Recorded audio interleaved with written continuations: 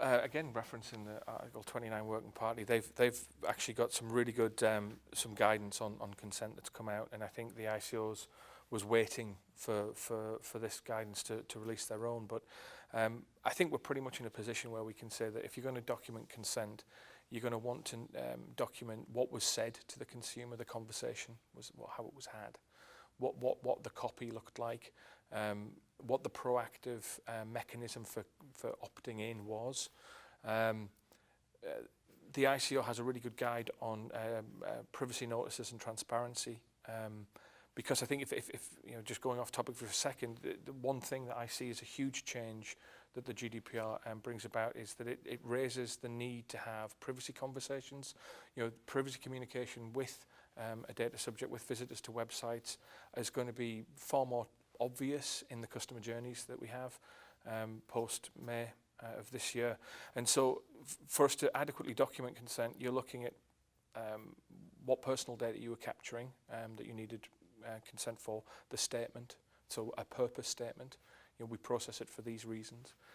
Any third-party information, so if you're actually sending it to third parties, sharing it with third parties, and then a proactive opt-in box, or if you're relying on legitimate interest,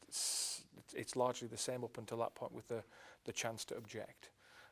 If you're layering your privacy notices, which I think makes absolute sense online, then you're looking at links out to relevant more information, so perhaps certainly your privacy policy, and perhaps more information about who's involved in that process would be best practice. And then once you've documented all of these things, almost like a receipt of consent or a receipt of customer intent around the privacy comms, you want to keep the personal information you're capturing to a minimum to serve the purposes of this consent receipt, if you like, so that again you're showing evidence of adhering towards the GDPR, the principles. So what do you need to capture? The statement you made, the time, the date, any relevant personal information minimized to achieve the outcome of documenting consent. And it's worth noting as well that if we take in certain special categories of data as well, so if we're looking for, you know, person's ethnicity, political affiliations, any sort of biological type data, or biogenetics, that type of thing, anything that's overly sensitive, we need an additional consent as well to take that as well. So it's not just that we're giving our consent for marketing, we're also giving our additional consent as well to take this